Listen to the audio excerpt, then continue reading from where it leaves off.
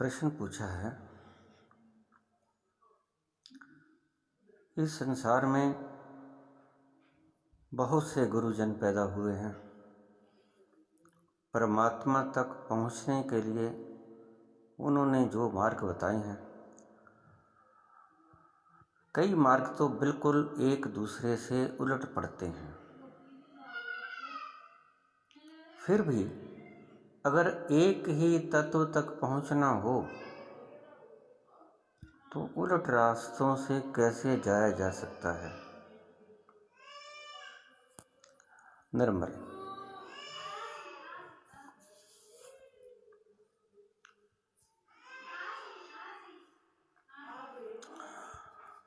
थोड़ा कठिन प्रश्न है।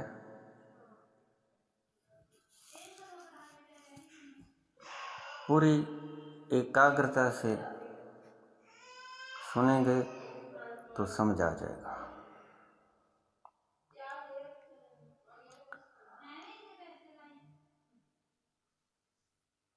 जितने भी महान पुरुष हुए हैं, आत्मज्ञानी हुए हैं, अलग अलग रास्तों से चले हैं, यहाँ तक के उलट रास्तों से चले हैं, लेकिन पहुँचे सभी उस स्थान पे हैं। गणित की दृष्टि से देखेंगे तो ये अटपटा मालूम पड़ेगा, बल्कि गलत मालूम पड़ेगा कि ये कैसे हो सकता है कि उत्तर से चलने वाला व्यक्ति भी पहुंच जाए और दक्षिण से चलने वाला और पूर्व और पश्चिम से चलने वाला भी पहुंच जाए। ये कैसे हो सकता है, लेकिन होता है।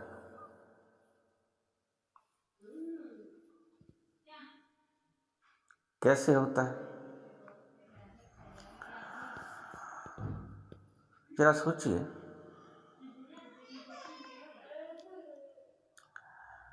कि एक सर्कल के भीतर एक सेंटर होता है, केंद्र जिसे कह देते हैं। एक प्रकार होती है हमारे पास ज्योमेट्री के लिए। अगर हम उस प्रकार को सेंटर पे रख के एक गोल चक्कर लगा लें तो जहाँ पर प्रकार की नोक रखी गई है उसको आप सेंटर मान लें। वो जो परिधि आपने गोल चक्कर की खींची है उसको आप संसार के रास्ते समझ लें, जो रास्ते संत पुरुषों ने आपको सुझाए हैं। थोड़ा सा बुनियादी रूप से इसे फिर से समझा दूं। केंद्र पे हमने प्रकार रख ली और उसके एक आसपास सर्कल खींच दिया, जिसको हम गोल चक्कर कह देते हैं। तो सेंटर जो केंद्र है, केंद्र तो एक है, और जो परिधि खींची गई है, स्फीयर खींचा गया है, वो सारी दिशाओं में से घूम के आता है।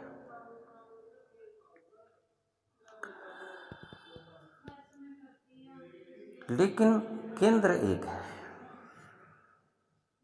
तो मुझे ऐसा बताइए कि उस परिधि के, उस स्फीयर के कौन से बिंदु से चल के सेंटर तक पहुंचा जा सकता है। गोल चक्र के बीच में एक बिंदु है, वो बिंदु आप परमात्मा समझ लो, सेंटर। और जो ऊपर की परिधि हमने खींची सर्कल, वो आप संसार के गुरुओं के द्वारा बताए हुए मार्ग समझ लो। तो सभी स्पॉट्स से जो केंद्र के ऊपर से हमने स्फीयर खींचा है, उस गोल चक्कर से हम किसी भी स्थान से केंद्र की तरफ जा सकते हैं। इसको थोड़ा सा ऐसा समझने की चेष्टा करें कि जैसे हमने एक केंद्र से स्फीयर खींचा, स्फीयर गोल चक्कर, गोल चक्कर के बीच में एक बिंदु है। बिंदु से हमने गोल चक्कर खींच लिया, वो बिंदु को परमात्मा मान लो, और जो सर्कल खींचा है उसको आप रास्ते मान लो। सो सभी दिशाओं से, सर्कल से, कहीं से भी व्यक्ति सेंटर की तरफ जा सकता है। स्फीयर के ऊपर कोई भी आप पॉइंट मुझे बता दो जहां से चल के सेंटर तक नहीं पहुंचा जा सकता। जैसे धरती गोल है, धरती का कोई सेंटर है, तो आप कोई भी, धरती गोल है, कोई भी पॉइंट आप उस गोलाकार धरती से मुझे बता दो जहां से चल के पृथ्वी के सेंटर तक नहीं पहुंचा जा सकता।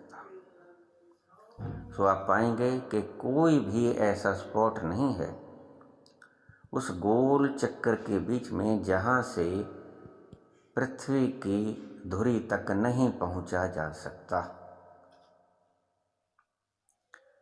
वो चाहे दक्षिण से हो, साउथ से, नॉर्थ से हो, उत्तर से, वेस्ट या ईस्ट, पश्चिम, पूर्व, ये तो 4 दिशाएं कहने को है। वस्तुतः तो प्रत्येक जगह से सेंटर तक पहुंचा जा सकता है। सर्कल के प्रत्येक बिंदु से केंद्र तक पहुंचा जा सकता है। सेंटर के प्रत्येक बिंदु से सेंटर तक पहुंचा जा सकता है। अब कोई संत उत्तर से पहुंचा है तो क्या कहेगा कि उत्तर से चलो दक्षिण की तरफ, और जब सेंटर आ जाए तो वहां पर रुक जाओ, परमात्मा है। और जो उत्तर पे बैठा है वो कहेगा दक्षिण की तरफ चलो, दक्षिण की तरफ चलोगे सीधे तो वहां से सेंटर आ जाएगा। पश्चिम वाला भी यही कहेगा कि पूर्व की तरफ चलो, सेंटर आ जाएगा। पूर्व वाला भी यही कहेगा कि पश्चिम की तरफ चलो, सेंटर आ जाएगा। समझते हो बात को? किसी भी दिशा से चलो, किसी भी बिंदु से चलो सेंटर की तरफ, तो मार्ग तो उल्ट भी हो सकते हैं, विपरीत भी हो सकते हैं। दक्षिण से चलोगे तो उत्तर की तरफ जाना पड़ेगा केंद्र तक पहुंचने के लिए। उत्तर से चलोगे तो दक्षिण की तरफ चलना पड़ेगा केंद्र तक पहुंचने के लिए। पूर्व से चलोगे तो पश्चिम तक पहुंचना पड़ेगा केंद्र तक पहुंचने के लिए, और पश्चिम से चलोगे तो पूर्व की ओर चलना होगा केंद्र पर पहुंचने के लिए। सो ईश्वर तक पहुंचने के जितने भी सर्कल में बिंदु हैं वहां से चला जा सकता है। सो विपरीत मार्ग इसीलिए आपको लगते हैं, विपरीत हैं नहीं, क्योंकि चले हैं हम सर्कल के किसी बिंदु से, पहुंचना है हमने केंद्र तक, सेंटर तक। तो अगर उत्तर से चले हैं तो दक्षिण की तरफ चलना होगा, बीच में केंद्र आएगा। अगर दक्षिण से चले हैं तो उत्तर की तरफ चलना पड़ेगा, बीच में केंद्र आएगा। पूर्व से चले हैं तो पश्चिम की ओर चलना पड़ेगा, बीच में केंद्र आएगा। और पश्चिम से चले हैं तो पूर्व की तरफ चलना पड़ेगा, बीच में केंद्र आएगा। केंद्र तो आएगा ही आएगा, किसी भी दिशा से चल पड़ो, वो चाहे समर्पण है, चाहे संकल्प है, चाहे कोई भी मार्ग है। सभी मार्ग संतों के अपने चले हुए मार्ग हैं। संत जिस मार्ग पे चल के पहुंचे वो अपनी ही मार्ग की व्याख्या को बताएगा ना आपको। जो पूर्व से चला पश्चिम की ओर और बीच में केंद्र आया, और जब केंद्र आया तो परमात्मा उसने पा लिया, तो वो चला पूर्व से पश्चिम की ओर। और जो पश्चिम से चला वो पूर्व की तरफ चला, तो निश्चित रूप से उनके जो शब्द हैं वो तो विरोधाभासी बोलेंगे ही। आपको लगेंगे क्या बोलेंगे ही विरोधाभासी। समर्पण वाला कहेगा संकल्प मत करो, संकल्प वाला कहेगा समर्पण मत करो। इसीलिए आपको विरोधी जान पड़ेंगे, ये नहीं, विरोधी वो रास्ते विरोधी ही हैं। मैं कहता हूं फिर समझ लेना, रास्ते विरोधी हैं। जिस सेंटर पे पहुंचना है वो कोई विरोध नहीं रखता है, वहां से तो जाना ही पड़ेगा चल के, चाहे किसी भी दिशा से चलो। सेंटर के किसी भी बिंदु से चल के पहुंचा जा सकता है। सेंटर पर सर्कल के किसी भी बिंदु से चलकर पहुंचा जा सकता है। परिधि के किसी भी बिंदु से चल के केंद्र तक पहुंचा जा सकता है। तो केंद्र में परमात्मा है, परिधि के ऊपर सारे रास्ते शुरू होते हैं। तो निश्चित रूप से आपको ये मार्ग अलग जान पड़ेंगे, ऐसा नहीं, ये मार्ग हैं ही अलग। ये संत अलग अलग दिशाओं से पहुँचे हैं, ऐसा कहना ज़्यादा ठीक होगा। जो अपना अनुभव बताता है वो संत उसी दिशा से चला और पहुँचा, वो तो अपनी ही दिशा बताएगा ना। जिस दिशा से वो चला वो ही दिशा आपको बताएगा, दूसरों की शिक्षा तो बताता नहीं, खुद का अनुभव बताएगा संत। दूसरे का अनुभव संत नहीं बताता, दूसरे का अनुभव बताने वाले संत हुआ भी नहीं करते। रामकृष्ण परमहंस मूर्ति पूजा के द्वारा पहुँचे, काली के भगत थे, काली की प्रतिमा के आगे बैठ के तप किया करते, माता को याद किया करते, रोने लग जाते, पुकार करने लग जाते। और उनकी पूजा का विधान बिल्कुल अलग था। माता को चूरी का भोग लगाते तो पहले चख के देख लेते कि इसमें मीठा ठीक डाला है, कि खाने में अच्छी लगती है। ऐसा प्रेम से, समर्पण से वो परमात्मा तक पहुँचे। लेकिन महावीर संकल्प से पहुँचे, बुद्ध संकल्प से पहुँचे। सभी के रास्ते अलग थे संतों के, जहाँ पहुँचे वो सेंटर तो एक ही था। इसीलिए जब ये बोलेंगे अपनी भाषा में जिसके द्वारा ये पहुँचे, वो आपको उलट मार्ग दिखाई नहीं पड़ेंगे, वो उलट मार्ग हैं। सभी अपने अपने रास्तों से पहुँचे और वो रास्ते अलग अलग थे। और प्रत्येक व्यक्ति जो आज तक पहुँचा है सदा अलग मार्ग से ही पहुँचा है, उसका अपना मार्ग है। और जितने व्यक्ति पहुँचेंगे वो सभी अपने मार्ग से पहुँचेंगे, उनको दूसरे का मार्ग काम नहीं पड़ेगा।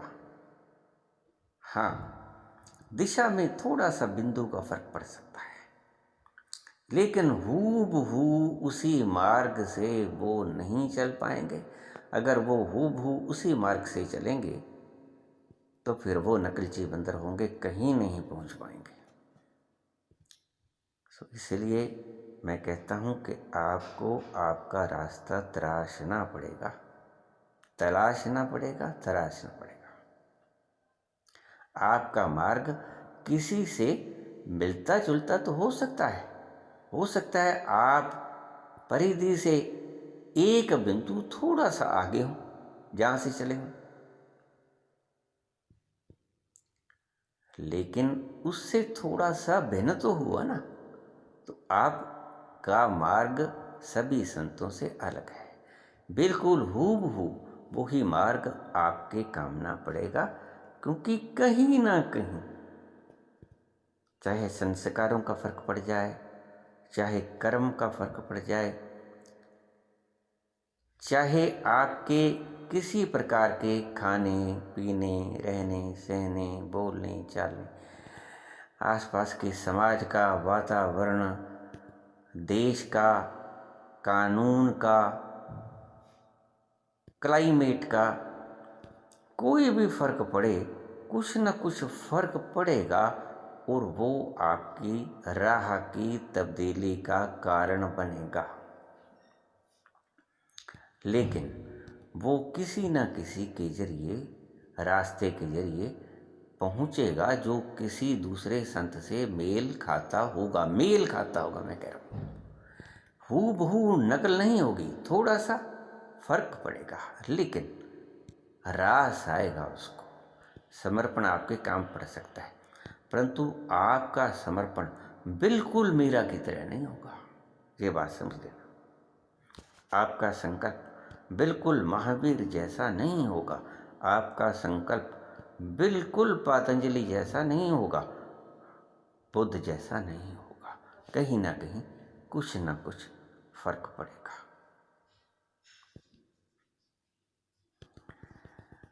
ये कारण है कि हरेक संत, क्योंकि अपने द्वारा जिस रास्तों से वो पहुंचा उसका ही व्याख्यान करेगा, वही व्याख्यान, वही रास्ता आपको बताएगा। इसलिए आपको ये लगेगा कि ये सब एक दूसरे के विरोधी बातें कर रहे हैं। विरोधी बातें तो होंगी क्योंकि विरोधी रास्ते हैं, लेकिन विरोधी रास्तों से ही पहुंचोगे तुम चुनो कि तुम्हें कौन सा रास्ता आसान मालूम पड़ता है, उसी रास्ते से तुम चल पड़ो। थोड़ा बहुत भेदभाव होगा, चाहे खाने पीने का ही क्यों ना होगा। अब रामकृष्ण परमहंस मछली खाते थे, लेकिन उस परम अवस्था को पहुंच गए। जरूरी थोड़ा है कि परमात्मा तक पहुंचने के लिए नॉन वेज होना या ना होना आवश्यक हो, नहीं। रामकृष्ण परमहंस जैसे पहुंचे, बिल्कुल हूबहू आप उसके द्वारा ना ही पहुंच पाओगे, कहीं ना कहीं भेद पड़ेगा। इसलिए आपको इनकी वाणी में विभिन्नता ही नहीं बल्कि विपरीतता भी दिखाई पड़ेगी।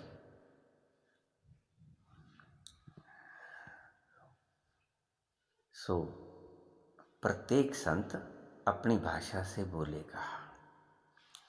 रामकृष्ण परमहंस जब परम को प्राप्त हुए, उसके बाद उन्होंने प्रयोग करने शुरू किए।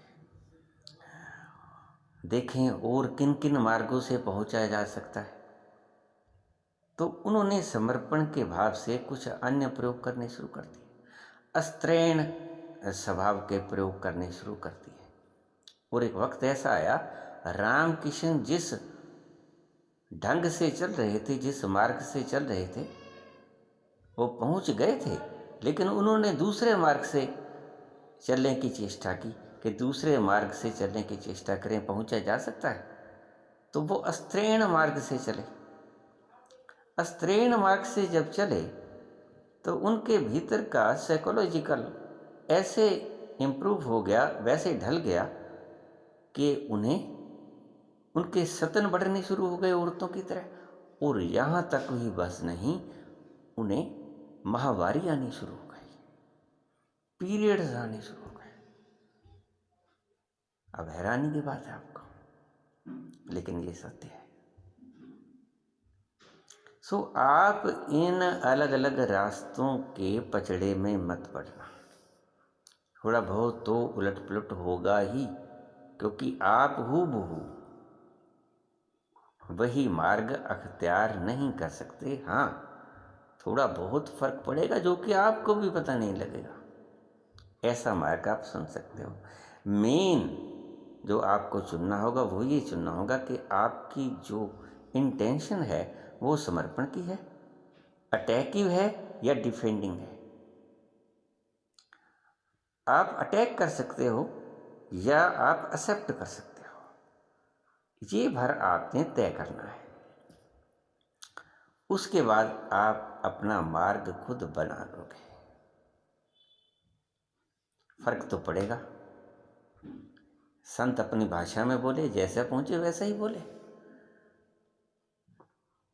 लेकिन रामकृष्ण ने दूसरे मार्ग से पहुंचने के बाद दूसरे मार्ग से पहुंचने की चेष्टा की कि इधर से देख के पहुंचा जा सकता है। तो वो अस्त्रैण मार्ग से जब उन्होंने कोशिश की पहुंचने की, तो उनका शारीरिक ढांचा बदल गया सारा। उनमें अस्त्रैण गुण आने शुरू हो गए, उनके सतन बढ़ने शुरू हो गए और उन्हें पीरियड्स आने शुरू हो गए। सो इस चित्त की अवस्था पे डिपेंड करता है। लेकिन ध्यान रखना, चित्त की अवस्थाओं पे उलझ मत जाना।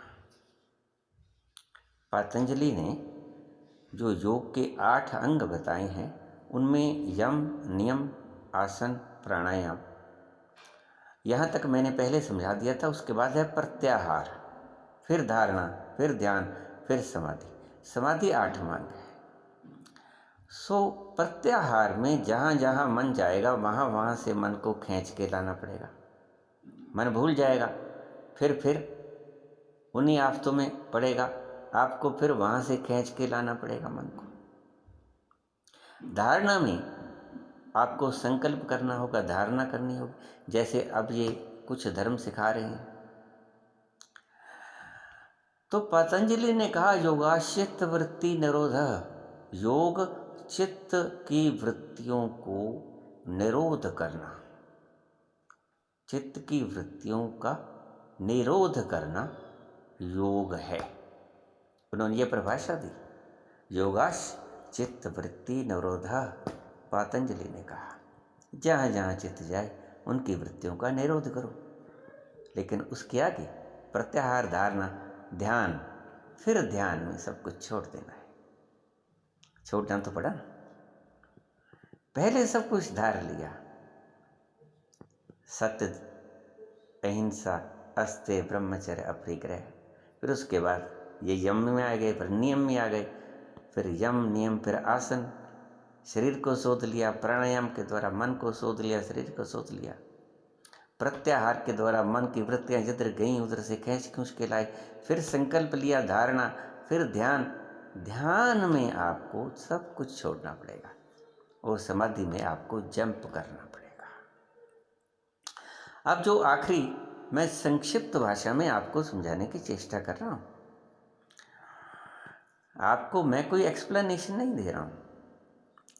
तो ध्यान से जब आप समाधि में जाओगे तो समाधि में जाने के रास्ते हैं, सीढ़ियाँ हैं। नीचे उतरना पड़ेगा, कोई 1 सीढ़ी उतर गया, कोई 2, कोई 3, कोई 4, कोई 5, ऐसे नीचे उतरते जाओगे। तो उस 1 सीढ़ी जो नीचे आ गया उसके वक्तव्य और होंगे, जो 2 गया उसके और, जो 3 उतरा उसके और, जो 4 उतरा उसके और। इनके सब के वक्तव्य बदलते जाएंगे। लेकिन कुछ व्यक्ति, कोई व्यक्ति ऐसा भी होगा जो सीढ़ियों के द्वारा उतरेगा ही नहीं नीचे, तो वो कैसे जाएगा? वो छलांग ले लेगा, वो सीढ़ियों का उपयोग ही नहीं करेगा। समझा रही ना आपको मेरी बातों की? छत से नीचे आने के लिए सीढ़ियों का उपयोग कर रहे हो, तो आप कहते हैं कि इनके शब्दों में इतना भेद क्यों है? भेद इनके शब्दों में नहीं है। जो 1 सीढ़ी छत से नीचे आ गया उसकी भाषा थोड़ी बदल जाएगी। जो 2 नीचे आ गया और बदल जाएगी, 3 नीचे आ गया और बदल आएगी, जब बिल्कुल नीचे के तल पे आ गया तो उसकी बिल्कुल भाषा बदल जाएगी। यही कुछ हुआ श्रीमद् भगवत गीता में। जब भगवान कृष्ण ने अर्जुन से कहा कि अर्जुन, तू शोक उनका करता है जिनका शोक नहीं करना चाहिए, तो एक बार भी अर्जुन की समझ में बात नहीं आई और कृष्ण भी समझ गए कि इसके बाद भीतर उतरी नहीं मेरी, तो वो थोड़ा सा ऊपर आ गए, एक पौड़ी ऊपर आ गए, 1 सीढ़ी ऊपर आ गए। उन्होंने वहाँ से बोला, वो भी उनकी समझ में नहीं आया, फिर 1 सीढ़ी और ऊपर आ गए। सो आप देखेंगे कि 18 अध्यायों में, पहले अध्याय में तो कोई गीता का श्लोक, कोई प्रवचन नहीं आता, भगवान कृष्ण ने बोलना ही दूसरे अध्याय में शुरू किया है। पहले अध्याय में तो सिर्फ संजय धृतराष्ट्र को उस युद्ध भूमि की सारी बनावट बताते हैं कि कौन कौन कैसे कैसे क्या क्या हो रहा है। दूसरे अध्याय में शुरू होता है जब पहले अध्याय में अर्जुन अपने धनुष बाण गांडीव को फेंक देता है, गिरा देता है कि मैं नहीं युद्ध करूंगा, भगवान मैं युद्ध नहीं करूंगा। दूसरे अध्याय में भगवान कृष्ण बोलना शुरू करते हैं, लेकिन अर्जुन के समझ में नहीं आता ऊपर बैठा हुआ व्यक्ति क्या बोल रहा है, नीचे बैठा हुआ आदमी क्या समझ रहा है। उनकी स्टेट्स का फर्क होगा। तो भगवान कृष्ण एक तल नीचे आए, फिर भी नहीं समझा। फिर उसके बाद थोड़ा सा और भगवान कृष्ण ने जब ये समझा, देख लिया कि ये अर्जुन मेरी किसी तल को नहीं पकड़ पा रहा है, वो अपने तल को और नीचा करते रहे। लेकिन जब अर्जुन को समझ नहीं आया तो फिर उन्होंने आखिर में अपना विराट दिखाया। विराट के दर्शन करके फिर अर्जुन की सारी बात समझ में आ गई, क्योंकि जो हम सुनते हैं उससे हमें पूरी समझ में नहीं आती, जो हम देखते हैं। जैसे एनलाइटनमेंट में सभी दिशाओं में विस्तार आप देखोगे कि आपका ही विस्तार सभी दिशाओं में हो गया। आप करोगे उसको, कैसे एक्सप्लेन करोगे आप उसको कि आप उत्तर की तरफ बढ़े कि आप पूर्व की तरफ बढ़े कि पश्चिम या दक्षिण, कौन सी दिशा में आपका फैलाव हुआ आप नहीं बता सकोगे। सभी दिशा में एकदम से फैलाव हो जाता है, तो आप वहाँ कुछ भी एक्सप्लेन नहीं कर सकोगे। इसलिए संत कहते हैं कि वो बोला नहीं जा सकता। सो कृष्ण और अर्जुन सभी तलों पे कृष्ण ने अर्जुन को समझाने की बात करी, लेकिन अर्जुन नहीं समझ पाए। कभी सांख्य पे ले गए, कभी योग पे ले गए, कभी हठ योग पे ले गए, कभी भक्ति मार्ग पे ले गए, कभी राजयोग में ले गए। सभी तरह से भगवान कृष्ण ने अर्जुन को समझाने की चेष्टा की। ये भी समझाया कि तू छोड़ छाड़ दो, तू मेरी शरण में आ जा, सभी धर्मों को छोड़ दे, जो मैंने तुझे समझाई हैं सभी छोड़ दे। सर्वधर्मान् परित्यज्य मामेकं शरणं व्रज। जो तू पाप करेगा, इन सगे बंधु बांधव को, गुरु को, अपने पितामह को तू मारेगा, उसका सारा पाप अहम त्वं सर्व पापेभ्यो मोक्षयिष्यामि मा शुचः। तू घबरा मत, तू फिक्र मत कर, मैं तुझे सभी पापों से मुक्त कर दूंगा। कैसे मुक्त कर दूंगा? बड़ा क्रांतिकारी सूत्र है। ये ऐसे मुक्त नहीं कर दूंगा जैसे आप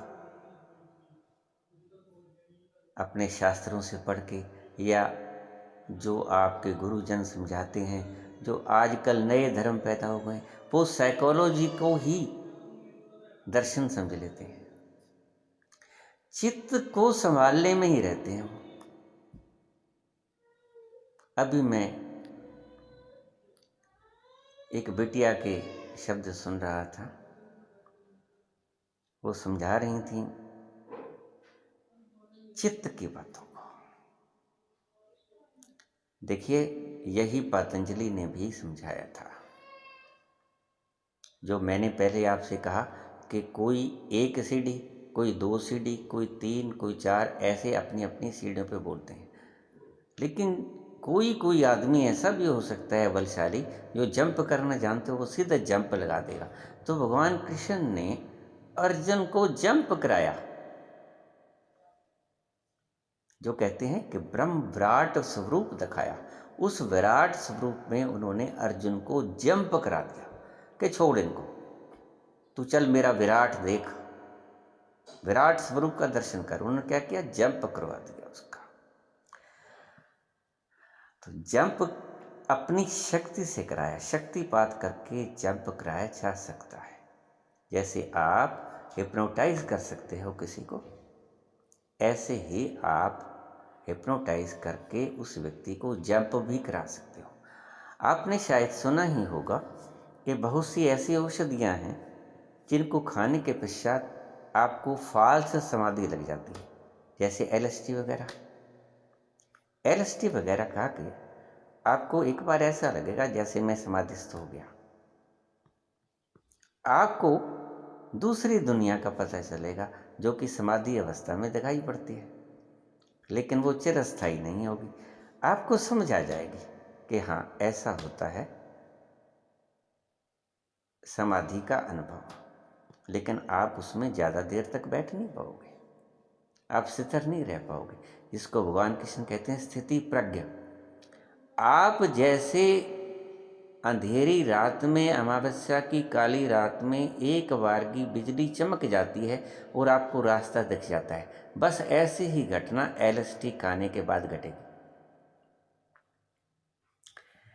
एक बार बिजली चमकेगी, आप उस बिजली के चमकने में जो रास्ता देख लोगे, उससे आपको समझ आ जाएगी कि मुझे मेरे गुरु या मेरा धर्म क्या रास्ता समझाता है। देखिए, मैंने भी सिर्फ सुना ही है कि LSD को खाने से आदमी समाधि का वो अनुभव कर लेता है, लेकिन मैं अपने अनुभव से बात नहीं कह रहा हूँ।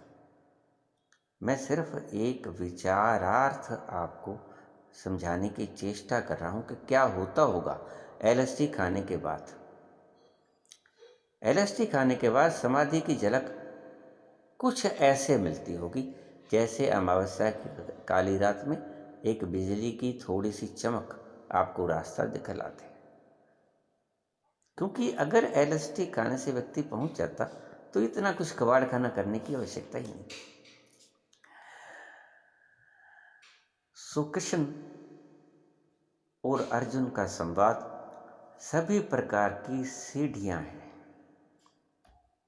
और सभी प्रकार के जितने भी साधक हैं उनके लिए उपयोगी भी है,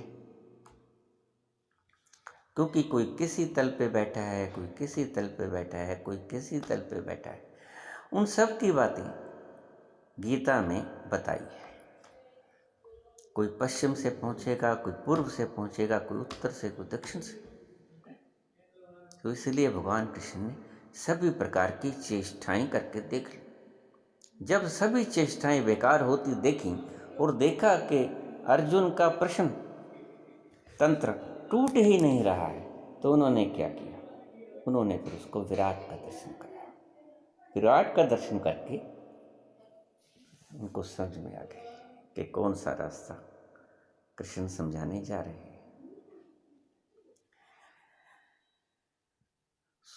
मैं आपको ये समझा रहा था कि जो पहली सीढ़ी पे बात करता है, दूसरी पे नहीं, तीसरी पे नहीं, तो झगड़ने मत लग जाना। जो 5वीं, 10वीं, 8वीं, 7वीं पौड़ी पे खड़ा है, झगड़ा मत करे पहली सीढ़ी वाले से।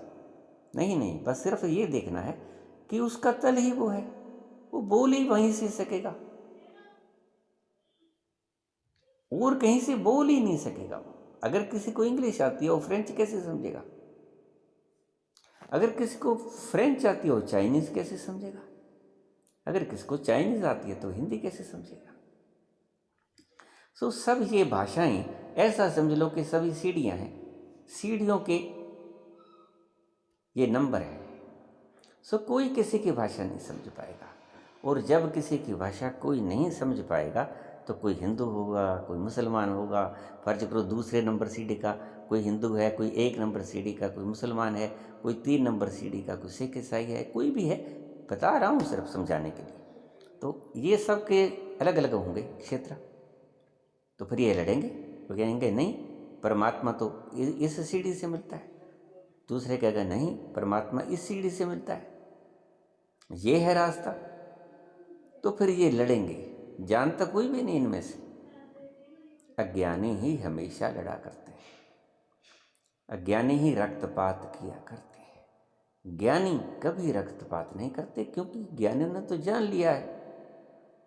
कभी कबीर को फ्री से लड़ते देखा, कभी कबीर को कृष्ण भगवान को गालियां निकालते देखा, कभी गुरु नानक देव से कबीर का झगड़ा होते हुए देखा, कभी फरीद का गुरु नानक देव से झगड़ा होते हुए देखा? नहीं। क्यों नहीं? जैनियों का जो नेमिनाथ था वो कृष्ण भगवान का चिचेरा भाई था, लेकिन दोनों के रास्ते अलग थे। कृष्ण और नेमिनाथ तो कभी लड़े नहीं। कृष्ण भी अवतार थे और नेमिनाथ भी तीर्थंकर थे जैन धर्म के। 24 तीर्थंकरों में से जो 22वां तीर्थंकर था वो नेमिनाथ थे। नेमिनाथ के बाद पार्श्वनाथ, पार्श्वनाथ के बाद भगवान महावीर, 24वें तीर्थंकर। दोनों चचेरे भाई थे, दोनों के रास्ते अलग अलग थे, दोनों पास पास बैठते थे, बातें करते थे, लेकिन लड़े नहीं कभी, क्योंकि पहुंच वो भी गए थे अपने रास्ते से, पहुंच वो भी गए थे, और दोनों के रास्ते बिल्कुल विपरीत थे। कहाँ वो बंसुरी बजाने वाला रसैया, रास रसैया, वो कहाँ अतुल संकल्प से युक्त नेमिनाथ, कहाँ परम समर्पण और भक्ति के संगीत से युक्त गुनगुनाता हुआ कृष्ण। दोनों की राह तो बिल्कुल विपरीत है, अलग ही नहीं है, विपरीत है, लेकिन कभी झगड़ा नहीं किया उन्होंने। क्यों? क्योंकि दोनों ही जानते हैं कि उनके रास्ते से भी पहुंचा जा सकता है, इनके रास्ते से भी पहुंचा जा सकता है, तो लड़ेंगे कौन? अज्ञानी लड़ेंगे। इसलिए कबीर ने कहा है कि सब सियाने एक मत, जो पहुंच गया वो नहीं कभी लड़ती, और जो लड़ते हैं मूर्ख अपनों अपनी, जो अपनी अपनी बात कहेगा, वो कहेगा नहीं ये सच है, दूसरा कहेगा नहीं ये सच है, तो वो गुत्थम गुत्ता हो जाएंगे। ज्ञानी से ज्ञानी मिले करे ज्ञान की बात, मूर्ख से मूर्ख मिले दे मुक्का दे लात। मूर्खों की परिभाषा, अगर दो ज्ञानी आपस में लड़ते हुए देख लो कभी, तो वहां से हट जाना, क्योंकि वो ज्ञानी है ही नहीं, वो मूर्ख है। कबीर की भाषा में वो मूर्ख हैं, वो जानते नहीं, जो जानते हैं वो कभी भी शास्त्रार्थ नहीं किया करते। ज्ञानी और अज्ञानी के बीच में संवाद तो हो सकता है, ज्ञानी और अज्ञानी के बीच में उपदेश तो चल सकता है, पर ज्ञानी और अज्ञानी के बीच में शास्त्रार्थ नहीं चल सकता, क्योंकि शास्त्रार्थ तो वही करेगा ना जो शास्त्रज्ञ होगा, और शास्त्रज्ञ कौन होगा? जो जानता होगा, जिसने दर्शन किए हैं। सो ज्ञानी और ज्ञानी आपस में कभी बहस नहीं करेंगे, और ज्ञानी अज्ञानी और अज्ञानी कभी आपस में संवाद नहीं करेंगे, हमेशा झगड़ा करेंगे, लड़ेंगे आपस में। सो ये जो चित्त की बातें हो रही थी, संस्कार की बातें हो रही थी, पिछले जन्म का, पूर्व जन्म का और इस जन्म का संस्कार, ये सिर्फ थ्योरी है, समझ लेना। इन लोगों को, इन बेटियों को ये पता नहीं है कि पिछले जन्म में वे कौन थे। अगर इनसे पूछो कि कृपया ये बता दीजिए कि आपने ये कहा है कि पिछले जन्म के संस्कार और कर्म हम कैरी फॉरवर्ड करके आगे ले जाते हैं, और फिर यहाँ के संस्कार अगले जन्म में, फिर अगले जन्म में, फिर अगले जन्म में, हजारों जन्म हम लेते हैं, और उनके कर्म और संस्कार हम साथ ले लेते हैं। तो जरा ये बताइए कि पिछले जन्म में आप थे कौन? अगर तो आप खुद के अनुभव से बता रहे हैं कि पिछले जन्म के संस्कार उठा के हम अगले जन्म के बीच में ले जाते हैं, अगर तो पढ़ के बता रहे हो तो फिर बोलना छोड़ दो, क्योंकि आपको प्रचारक से अलावा कोई अन्य उपाधि नहीं दी जा सकती। आप ज्ञानी नहीं, प्रचारक हो। हाँ, प्रचारक हुआ जा सकता है। बहुत से मैंने वेद के प्रचारक देखे हैं जो ज्ञानी नहीं है। वेदों को ईश्वर ने लिखी हैं ये किताबें, ऐसा प्रचार कर रहे हैं, लेकिन मैं उनको प्रचारक ही गिनता हूँ, वो ज्ञानी नहीं। क्योंकि जो ऐसी मूर्खतापूर्ण बातें करेगा कि सृष्टि भगवान ने क्यों बनाई, वो मूर्ख ही तो होगा। किसी ने भगवान से पूछा कि तुमने सृष्टि क्यों बनाई? अगर पूछा होगा तो ही भगवान बताएगा। ऐसी मूढ़ धारणाएं रखने वाले लोग ज्ञानी नहीं हुआ करते, प्रचारक हुआ करते हैं और अज्ञानी हुआ करते हैं। अज्ञानी का अर्थ उन्होंने खुद नहीं जाना, प्रचारक का अर्थ दूसरे ने जो जाना उसका प्रचार मात्र कर रहे हैं। अगर इन बेटियों को ये नहीं पता कि जिस जन्म के पिछले जन्म के कर्म और संस्कार ये लेके इस जन्म में आई हैं, वो पिछले जन्म में थी कौन, बस अगर उनको प्रैक्टिकल के ऊपर चलो ना। अगर आपको ये नहीं पता तो आप महज प्रचारक हो। प्रचार करो, लेकिन प्रचारकों को ये नहीं पता होता कि मैं जो बोल रहा हूँ वो सत्य बोल रहा हूँ। वो तो शास्त्र बोल रहा है जो किसी ने लिखा था, वो तो शास्त्र बोल रहा है जो किसी ने अपने अनुभव से लिखा था, और आगे भी नहीं पता कि उसने अनुभव से लिखा था कि उन्होंने गपोड़ मार दिया। कोई उनके पास मेजरमेंट नहीं है कि आगे जिस शास्त्र को हम प्रचार कर रहे हैं वो सत्य है, इसमें सत्य निहित है, ये सत्य लिखा हुआ है, या यही गप बोला हुआ है, ये गपोड़ है, कुछ पता नहीं, लेकिन प्रचार कर रहे हैं, प्रचारक है। मूर्खों की तरह बढ़ावा दे रहे हैं किसी शब्द को, वो ठीक हैं या गलत हैं इस चीज का उन्हें पता नहीं है। अगर सत्य रूप से पूछा जाए तो उनको अपना अनुभव नहीं है। अगर अनुभव है तो उनको पता होगा कि वो पिछले जन्म में कहाँ से मर के आई हैं। मुसलमान तो कहते हैं कि पिछला जन्म होता नहीं, ईसाई तो कहते हैं कि पिछला जन्म होता नहीं। तो मैं ये नहीं कह रहा हूँ कि पिछला जन्म नहीं होता, पिछला जन्म होता है। मैं साक्षी हूँ इस चीज का, मैं स्टेप लगाता हूँ, लेकिन मैं जानता भी हूँ। मैं सिर्फ बोलता ही नहीं, मैं जानता भी हूँ। और अगर ये बेटियां इस चीज का प्रचार कर रही हैं और इनको मालूम नहीं है कि हम सच्चे का प्रचार करेंगे या गलत का प्रचार करेंगे, देखिए आपकी वाणी में मिठास हो सकता है और सत्य हो ये आवश्यक नहीं है। कई बार सत्य कड़वा भी हो जाता है, फिर क्या करोगे? कई बार कड़वा सत्य बोलना पड़ता है, क्या करोगे? फिर तुम उलझन में पड़ोगे। भीतर तो तुम जानते नहीं और तुम कहोगे मैं झूठ नहीं बोलती, लेकिन झूठ तो बोली जा रही। और ये क्या है? जब झूठ का प्रचार करोगी तो झूठ ही तो बोल दिया। प्रचार करने का अर्थ क्या है? बोलना। बोलने के द्वारा ही तो प्रचार कर रहे हो। और जब झूठ बोल रहे हो तो सत्यवादी कैसे रहे?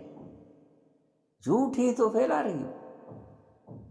और फिर झूठ बोलना और फैलाना पाप है, क्योंकि दूसरों को गलत राह डालना, दूसरों को गलत राह के ऊपर अग्रसर करना, इससे बड़ा कोई पाप नहीं। कुराह डाल देना, गलत राह के ऊपर डाल देना। किसी व्यक्ति ने 10 राहें एक जगह से निकलती हैं, वहाँ आप खड़े हो, आपको पता नहीं कि कौन सा रास्ता किधर जाएगा, और कोई पीछे से बेचारा कार वाला आ गया, उसको सही रास्ता चाहिए, वो आपसे पूछेगा कि मैं जी फलां शहर में जाना हूँ, कौन सी सड़क पे जाऊँ? तो आप उन्हें कोई भी बता दोगे, जो आपको समझ में बता दोगे, लेकिन वो गलत निकल गया, फिर क्या होगा? उसका तो परिश्रम व्यर्थ गया ना। आपके झूठ का कितना गलत फल मिला, उस व्यक्ति की मेहनत बेकार हो गई, उसकी श्रद्धा टूटेगी। जब उसको कोई आनंद की अनुभूति नहीं होगी। मैंने पहले भी कहा था कि जिस शांति की बातें कुछ समुदाय करते हैं, शांति तो मूर्त घाट में भी बहुत हुआ करती है। शांति तो कब्रों के अंदर लेटे हुए लोगों में भी बहुत होती है। सहन शक्ति भी उनमें बहुत होती है। मुर्दे से ज़्यादा सहन शक्ति किसमें होगी? मुर्दे को हम उठा के आग में फेंक देते हैं, जरा सी भी नहीं करता वो बेचारा। कितनी सहिष्णुता है उसके भीतर। पत्थर कितना सहिष्णु है, कितना बेचारा अहिंसक है, जरा भी हिंसा नहीं करता, कितना शांत है। लेकिन नहीं, आनंद नहीं है उसके भीतर। एक चीज की कमी है। और जो शांति आनंद से विहीन हो, उस शांति को ढूंढने मत लग जाना। वो शांति खतरनाक है। वो तो मिल ही जाएगी एक दिन। वो तो शमशान घाट में आपको मृत्यु ही दे देगी। मृत्यु से बड़ा शांति देने वाला कुछ भी नहीं होता।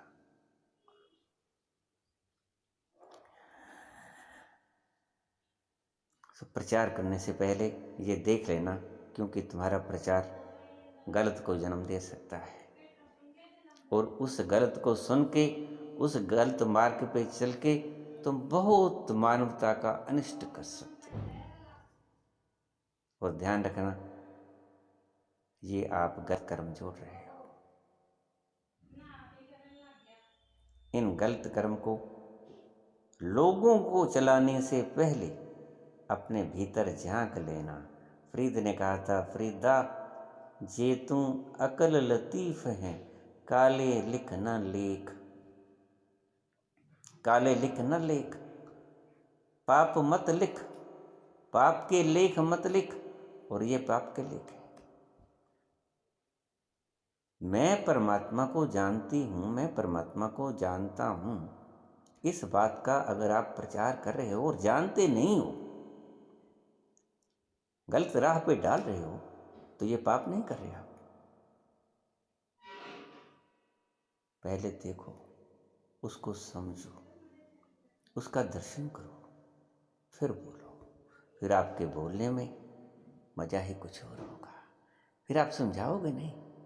अब मैं देखता हूँ बहुत से प्रचारक बोलते हैं, बोल के पूछ लेते हैं यस और नो। अभी इनसे क्या पूछते हो? इन बेचारों को क्या पूछते हो? ये तो आपसे सीखने आए हैं, उनसे क्या पूछोगे? राइट और रॉन्ग क्या बताएंगे वो तो आपसे सीखने आए हैं। यस और नो वो क्या बताएंगे? वो तो चुप ही रहेंगे बेचारे। नहीं, ऐसी ठगी मत चलाओ, ये गलत है, ये ठीक नहीं है। पता है, सीधा आप बोलो, क्योंकि जब आपको पता है कि सामने वाला नहीं जानता, इसलिए आपको सुनने आया है। वो अगर जानता होता तो घर पे बैठता, नहीं जानता है इसलिए आपको सुनने आया है। तो उससे क्या पूछते हो? यस और नो, उससे क्या पूछना है? वो जानता ही नहीं बेचारा। सीधे सीधे बताओ उसको, अगर आप जानते हो तो। अगर नहीं जानते हो तो कम से कम उनसे तो मत पूछो। मैंने बहुत से प्रवचनकर्ता ऐसे देखे हैं जो बीच बीच में से श्रोताओं का ध्यान खींच लिया करते हैं, उलझाए ही रखते हैं उनको, एक रास्ता में आने ही नहीं देते उनको। आप सीधे सीधे बोलते चले जाओ अगर आपने अनुभव किया है। और जैसे जैसे आप अपना अनुभव बोलोगे, तो सुनने ही तो आए हैं, वो सुनेंगे। उनको बाहर भीतर जातों को, अपने भीतर उतरते हुए लोगों को, अंतर्मुखी होते हुए लोगों को आप प्रश्न पूछ के बाहर निकाल रहे हो। अंतर्मुखी होते होते लोगों को आप बहिर्मुखी कर रहे हो सवाल पूछ के। सवाल बहिर्मुखी होने का एक माध्यम है। सवाल मत पैदा करो, आप बोलो। सिर्फ उनको अंतर्मुखी करना है तो सिर्फ बोलो, अपना अनुभव बोलो, प्रचार नहीं। क्योंकि प्रचार का कोई भरोसा नहीं कि ये वेद ईश्वर ने लिखे हैं, नहीं लिखे हैं। ये शब्द जिसने बोले उसने दर्शन किए नहीं किए, ये ठीक हैं नहीं हैं, आपको कोई पता नहीं। जिसने भी ये मार्ग सुझाया वो ठीक सुझाया, क्योंकि इतना गूढ़तम रहस्य से भरा हुआ ये विषय है, इतना आसान नहीं है इसके बारे में बोलना बिना अनुभव किए। अगर आप चित्त के ऊपर ही उलझे रहोगे, ठीक है, ये एक पौड़ी है, पतंजलि ने सारी पौड़ियां गिना दी।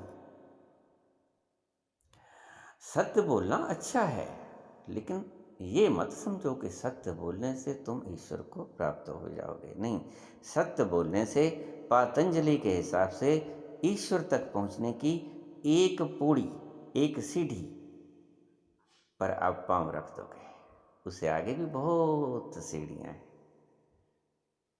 फिर अहिंसा, फिर अस्ते, ब्रह्मचर्य, अपरिग्रह, शौच, संतोष, तप, स्वाध्याय, ईश्वर प्राणिदान, फिर आसन सीखो, फिर प्राणायाम सीखो, फिर चित्त वृत्तियों का निरोध करो, जहां जहां जाएं वहां से वापस लेके आओ, फिर संकल्प लेना शुरू करो,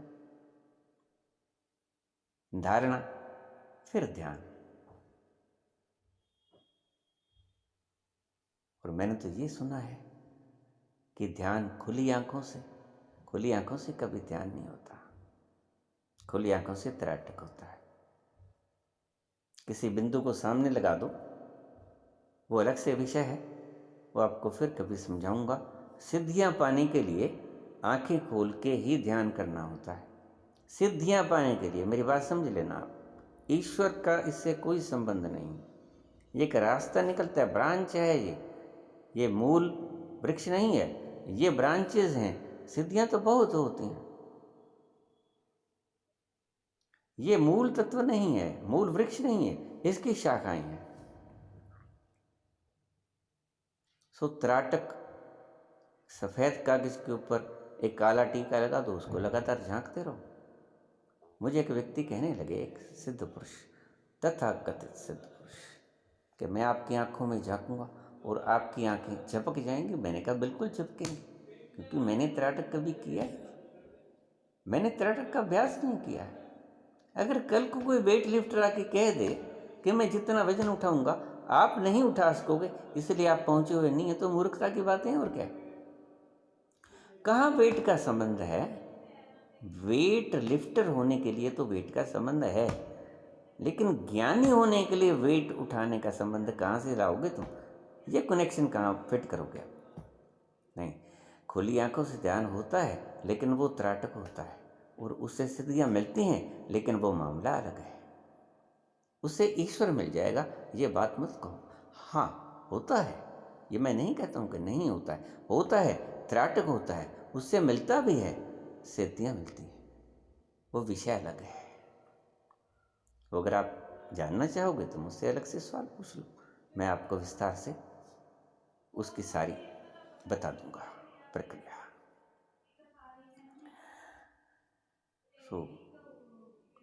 यही मैं आपसे कह रहा हूँ कि कोई सत्य पे ठहर गया, कोई अहिंसा पे ठहर गया।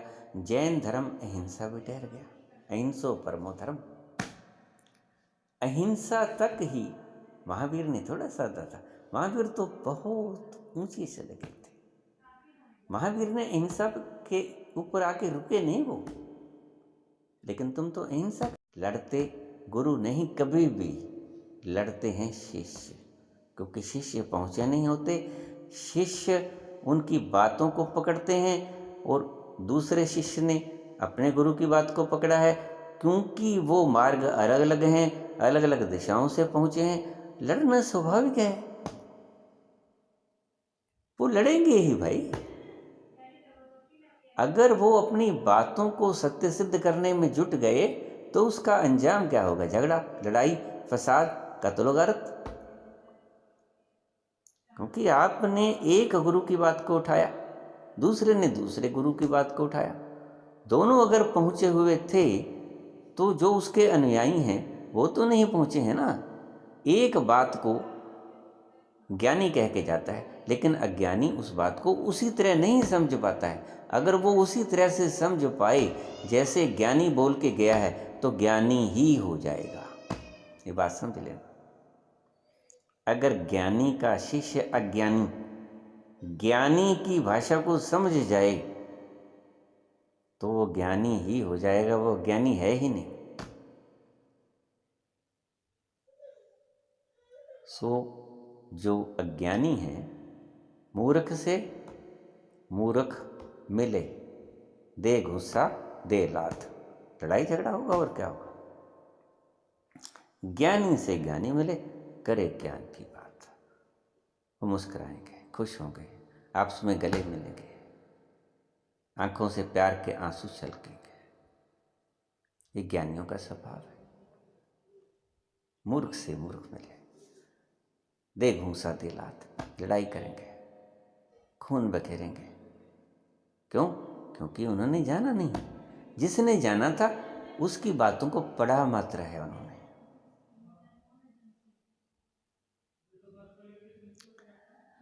इसीलिए वक्तव्य सबके अलग अलग दिखाई पड़ेंगे, लेकिन वो पहुँचे अलग अलग दिशाओं से हैं। पहुँचे वहीं हैं, सेंटर में चले परिधि से हैं, लेकिन कोई साउथ से चला है, कोई नॉर्थ से चला है, कोई ईस्ट से, कोई वेस्ट से, कोई अन्य दिशाओं से। हजारों लाखों पॉइंट्स हैं। प्रत्येक व्यक्ति का अपना अलग मार्ग होगा। सही हिसाब से देखा जाए तो आपको मेल तो खा जाएगा किसी के साथ वो, लेकिन हूबहू मेल नहीं खाएगा। देखिए, देखने में तो पत्थर बिल्कुल एक जैसे लगते हैं, बहुत से पत्थर बिल्कुल एक जैसे लगे, लेकिन जब उनको मैग्नीफाई किया जाता है 10 करोड़ गुना ज़्यादा दूर, तो कहीं ना कहीं फ़र्क आपको मिल जाएगा। देखने में बिल्कुल एक जैसे लगने वाले पत्थर जब 10 करोड़ गुना मल्टीपल मैग्नीफाइंग किया जाएगा उनको, तो कहीं ना कहीं आपको फ़र्क मिलेगा। इतना फ़र्क भी हो सकता है। इसीलिए इनकी बातों में आप विरोध पाओगे, लेकिन ज्ञानियों की बात में विरोध होगा नहीं। उनको स्वीकार कर लेना, उनको स्वीकार कर लेना कि उन्होंने जैसा देखा वैसा उन्होंने बता दिया। मैं प्रचारकों से सिर्फ इतना ही कहना चाहूँगा कि वही बात कहा करो जो आप जानते हो, जो आपने खुद देखा है। गलत बातों का वर्णन करोगे, अगर आप ताजमहल का वर्णन करोगे, मैंने अगर ताजमहल बिल्कुल अच्छी तरह देखा है, एक एक पत्ती को देखा है, एक एक तने को देखा है, एक एक फूल को देखा है, अगर आप मेरे सामने बात करोगे ताजमहल की और कुछ ऊट पुटांग बोल दोगे तो मैं फ़ौरन पकड़ लूँगा कि यहाँ गलत है। आपको चाहे कुछ भी ना कहूँ, लेकिन जान तो मैं जाऊँगा ना कि इतने बारीकी से इसने ताजमहल देखा नहीं, या आप कोई बात ही ऐसी कर दोगे वहाँ से मुझे पता चल जाएगा आपने ताजमहल देखा ही नहीं। अगर आप ये कह दोगे मुझे कि ताजमहल आगरा में है ही नहीं, ताजमहल तो सियालकोट में है पाकिस्तान में, तो फिर मैं क्या समझूंगा? मैं आपसे चाहे कुछ भी ना कहूँ, लेकिन मैं जान तो लूँगा ना कि ये व्यक्ति जानता नहीं, इसने देखा नहीं। सो आपने पूछा है कि ये इतने डिफरेंस कैसे होते हैं इनके वक्तव्यों में। इनके डिफरेंस तो जिन्होंने देख लिया उनके तो कोई डिफरेंस शब्दों में आएगा, ज्ञान में कोई डिफरेंस नहीं होगा। लेकिन जो साधक हैं उनकी अवस्थाओं के हिसाब से फर्क पड़ेगा। एक ही ढंग से चलने वाले साधक, कोई पहली पौड़ी पे है, कोई दूसरी पे, कोई तीसरी पे, कोई बिल्कुल नीचे वाली पे, उनके सभी के चाहे वो एक ही मार्ग से चल रहे हों, लेकिन अनुभव सबके अलग अलग होंगे। और आप कृपया किसी के अनुभव के भीतर इंटरफेरेंस करने की चेष्टा मत करें। आप अपने मार्ग पे चलें, आनंद से आंखें मूंद के, जिसके ऊपर आपको भरोसा हो गया उस दिशा में आप चलें। और प्रचारकों से मेरी हाथ जोड़ के विनय है कि आप कृपया अपना अनुभव ही बताएं तो ज़्यादा बेहतर रहेगा। ये सृष्टि सुखद हो जाएगी। क्योंकि अगर गलत बताओगे तो फिर ये तो ज्ञानी हैं ही, इनको और ज़्यादा ज्ञान में धकेल दोगे तो खून खराबे के अलावा ये करने वाले क्या हैं।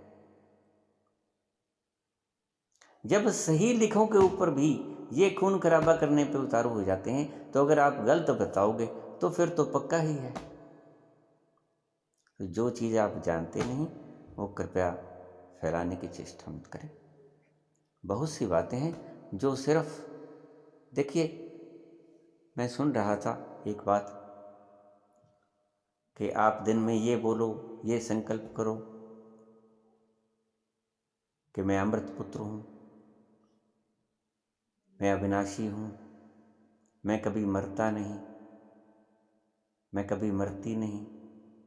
अरे भाई, ये है, लेकिन ये मनोविज्ञान है। आप रेपिटेशन करो, रेपिटेशन करते करते आप खुद ही विश्वास करना शुरू कर दोगे। इसको हमारी भाषा में, साइकोलॉजी की भाषा में ऑटो हिप्नोसिस कहते हैं। स्व सम्मोहन, आप खुद को ही सम्मोहित किए जाते हो। आपका पेट दर्द होता है, आप बोलते चले जाओ, वहाँ ध्यान को आप ले जाओ और बोलो कि पेट दर्द नहीं हो रहा है, पेट दर्द नहीं हो रहा है। आप पाओगे कि थोड़ी देर में, आध घंटे में, 10 मिनट में, 5 मिनट में, घंटे में आपका दर्द ठीक हो जाएगा। ऑटो हिप्नोसिस है। ये दिमाग हर प्रकार के आदेश को जारी करता है और हर प्रकार के आदेश को स्वीकार करता है। ये जो ब्रेन है, जब आपका पेट भर जाता है तो पेट भरने की जो सूचना है वो दिमाग को मिल जाती है कि पेट भर गया है। अगर दिमाग को आप कुछ भी सुजेशन दोगे, हम आदमी को हिप्नोसिस करते हैं, हिप्नोटाइज करते हैं, तो उनको सुझाव देते हैं कि ये मैं आपके हाथ में अंगारा रख रहा हूँ, हालांकि वो अंगारा नहीं होता, वो एक बंटा होता है। अंगारा रख रहा हूँ, अंगारा रख रहा हूँ, अंगारा रख, बार बार रेपिटेशन करते हैं और वो बंटा उसके हाथ में रख देते हैं। वो झटक के मारता है उसको एक तरफ से और उसके हाथ में छाला आ जाता है, फोला। ये क्या है? ये एक हिप्नोसिस की क्रिया है, लेकिन हिप्नोसिस के द्वारा, हिप्नोटिज्म के द्वारा परमात्मा नहीं प्राप्त हो सकता है। ये बात आप मेरी अच्छी तरह से नोट कर लो। ये कोई हिप्नोटिक ड्रग नहीं है परमात्मा को प्राप्त करने के लिए। जो आपकी साधनाएं हैं हिप्नोसिस से नहीं मिला करती। परमात्मा कभी भी हिप्नोटिज्म से नहीं मिला करता।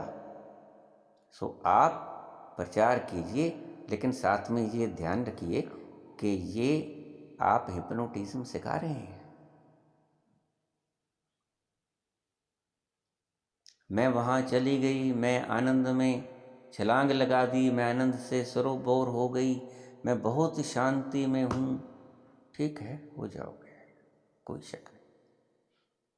मैं कहता हूँ कि पेट में दर्द है, जो आप 2 घंटे घंटा गालोगे कि पेट में दर्द नहीं है, पेट में दर्द नहीं है, पेट में दर्द नहीं है। अरे ब्रालगन की गोली खा लो भाई, डी मैक की गोली खा लो, इससे अच्छा कोई फर्क पड़ने को नहीं। व्यर्थ में मत उलझाओ। एक सही चीज को आप मानने को तैयार नहीं। पेट में दर्द सचमुच हो रहा है और आप सुजेशन दे रहे हो उलट, तो झूठ ही बोला ना। सो मैं इसलिए कहता हूं कि हिप्नोटिज्म को मैं सफ़ेद झूठ कहा करता हूं कि ये वो क्रिया है जो बिल्कुल सफ़ेद झूठ है, जो होती नहीं, लेकिन हम उसको प्रपोजल दिया करते हैं कि ये ऐसे है, ये ऐसे है, ये ऐसे है। वैसे होती नहीं वो। कल को तो आप परमात्मा को भी कह सकते हो, परमात्मा ये मेरे सामने खड़ा है, परमात्मा मेरे सामने खड़ा है, परमात्मा के मैं दर्शन कर रही हूँ। ये क्या? परमात्मा तुम्हारे सामने, ऐसा सोचने से थोड़ा ही खड़ा हो जाएगा। परमात्मा तो थ्रू प्रॉपर प्रोसेस आएगा। आपकी हिप्नोटिज्म के द्वारा परमात्मा आने को नहीं है, आ जाएगा, लेकिन स्वप्न की भांति आ जाएगा। जैसे स्वप्न में नहीं आता, आपका स्वप्न आ सकता है कि आपको परमात्मा के दर्शन हो गए। मेरे पास रोज़ यहाँ लोग आते हैं कि रात को मेरे सपने में हनुमान जी आए, मुझे तो हनुमान जी के दर्शन हो गए। कहाँ हनुमान जी के दर्शन हो गए? अरे सपना है, सपने में तो कुछ भी हो सकता है। दबी हुई भावनाएं अचेतन मन से चेतन में आ जाती हैं और उनको आप सही मान लेते हो। एक तल है स्वप्न का कि आप उस तल पे अगर स्वप्न में पहुंच जाते हो तो वो सत्य हो जाता है। वो एक मुकाम है ध्यान का, लेकिन आपके सभी के स्वप्न सही नहीं हुआ करते। वो तो आपकी दबी हुई भावनाएं अचेतन से चेतन में आ जाया करती हैं, आपको स्वप्न बन के लुभा जाया करती हैं। फिर चाहे शंकर जी के दर्शन हो, चाहे हनुमान जी के दर्शन हो, चाहे परमात्मा के दर्शन हो, ये हिप्नोटिज्म है। सो ऐसे गलत प्रचार करने की बजाय सत्य का प्रचार ज़्यादा अच्छा रहेगा। अगर आपने कुछ देखा है तो उसका ही प्रचार कीजिए। अगर आप ये कहते हुए हम अगले बोला तो मैं भी यही, मैं भी अपनी पिछली वीडियो में बिल्कुल यही बोला हुआ हूँ कि आप कैरी फॉरवर्ड करते आते हो अपने संस्कारों को भी, अपने कर्मों को भी, लेकिन क्या आप जानते हो? बस बात तो सिर्फ मेरा सवाल सिर्फ जो आपने बोला, आप जानते हो कि पिछले जन्म में आप थे क्या? अगर जानते हो तो मेरा आपको प्रणाम, क्योंकि आप संत हो गए। जिसने जान लिया कि मैं पिछले जन्म में था, वो तो शरीर ना रहा ना, उसका भ्रम तो टूट गया ना, उसका ज्ञान तो टूट गया। यही तो अज्ञान है कि तुम अपने आप को समझे बैठे हो कि मैं शरीर हूँ, मैं मन हूँ, मैं शरीर हूँ, मैं मन हूँ, मैं विचार हूँ, मैं चित्त हूँ, मैं इंद्रियां हूँ। यही तो भ्रम है, यही तो अज्ञान है। अगर आपको ये पता चल गया कि आप पीछे से मर के आए हो इस जन्म में, तो आप ज्ञानी हो गए। फिर अलग से कोई साधना करने की आवश्यकता नहीं है। यही भ्रम है हमें, और यही भ्रम तोड़ना है। यही अज्ञान है, यही अहंकार है। इसी को मैं ईगो कहता हूँ। इसी को मैं क्या, सभी शास्त्र, सभी ज्ञानी इसी को तो ईगो कहते हैं। कि आपको ये गलत फहमी हो गई है कि आप शरीर हो। बार बार रेपिटेशन, वही आप सारे जन्मों में आपने रेपिटेशन किया है कि मैं शरीर हूँ, मैं शरीर हूँ। हमेशा अपने आप को बचाने की चेष्टा की है, यानी अपने शरीर को बचाने की चेष्टा की है, अपने मन को बचाने की चेष्टा की है। अब किसी ने कोई शब्द कह दिया आपको कि परमात्मा ऐसे होते हैं, अगर आपसे विरुद्ध कोई आदमी बोल देगा तो आप अपने शब्दों को बचाने में लग जाओगे। वो क्या है? क्योंकि आपने शब्दों को अपना होना मान लिया है कि मैं ये विचार मैं हूँ। यही अज्ञान है। इसी अज्ञान को तोड़ना है। तुम विचार नहीं हो, तुम मन नहीं हो, तुम वासनाएं नहीं हो, तुम शरीर नहीं हो, तुम इंद्रियां नहीं हो, तुम मन नहीं हो, चित्त नहीं हो, तुम क्या हो? महर्षि रमन ने यही बात कही थी कि व्यर्थ की बातों में मत उलझो। एक ही बात से एक साधे सब सदै, सब साधे सब जाए। एक को साध लो, क्या हु एम आई, तुम कौन हो? यही बात लाओत्से ने कही थी। नो दाई सेल्फ, अपने आप को जानो, बस नो दाई सेल्फ। ये कुंजी है। जिस घड़ी तुमने जान लिया कि मैं कौन हूं, उस घड़ी तुम्हें पता चल जाएगा कि मैं क्या नहीं हूं। इसी को ज्ञान कहते हैं। यही है ज्ञान। अज्ञान का टूट जाना, अहंकार का टूट जाना। इसको आप, अहंकार थोड़ा विकृत रूप हो गया है आजकल। हम कहते हैं you are very egoistic. Egoistic कैसे? इसका मतलब आप गलती में हो, आप जो हो वो जानते नहीं हो। बस इसका इतना सा अभिप्राय होता है कि आप शरीर नहीं हो। ये जो बोल रहा है, उस बोलने को जो देख रहा है, वो आप हो। आप साक्षी हो, आप देखने वाले हो। ये शरीर बोल रहा है, ये गल में से आवाज़ आ रही है, ये आवाज़ को भी कान सुन रहे हैं, मन के भीतर उठती हुई भावनाओं को देख रहे हैं, विचारों को देख रहे हैं। वो जो देख रहा है, जो सोए पड़े हुए आपके शरीर को सोए पड़े हुए देख रहा है, सोती हुई अवस्था में, जो कभी सोता नहीं, जो कभी मूर्छित नहीं होता, वो दिन भर रात हर पल हर घड़ी आपको निहारता रहते हैं।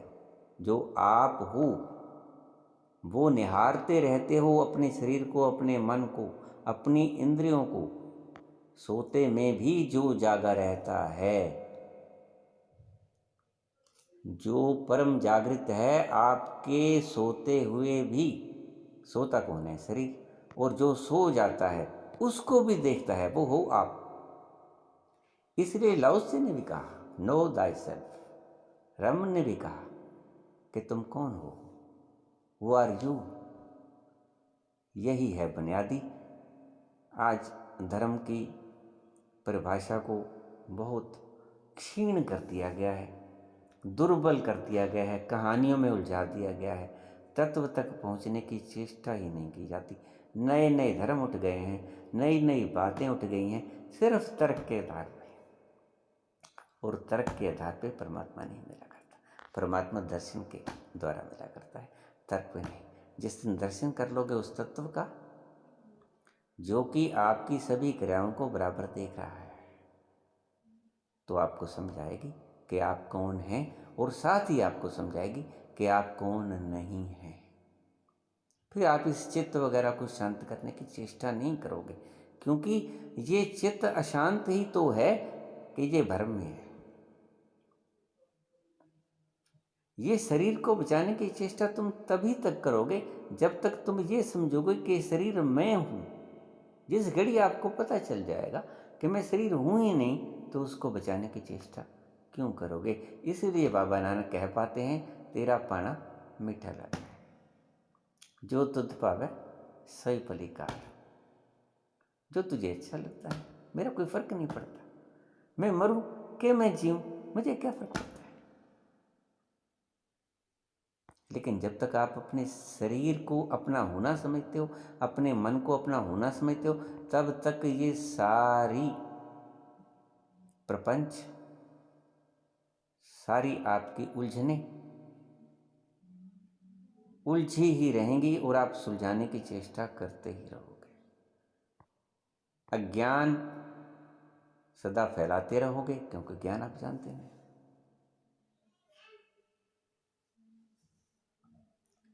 इसीलिए जो अज्ञानी बोलते हैं वो तो उलट होता ही है। जो ज्ञानी बोलते हैं वो उलट इसलिए होता है क्योंकि वो उस रास्ते से गए होते हैं और उनके शब्द आपको उलट मालूम पड़ते हैं, और उनकी जो साधना करने की दिशाएं होती हैं वो उलट होती हैं, इसलिए वो आपको उलट दिखती हैं। ये है कारण। इसलिए ये उल्ट दिखने वाली साधनाएं उलट नहीं होती।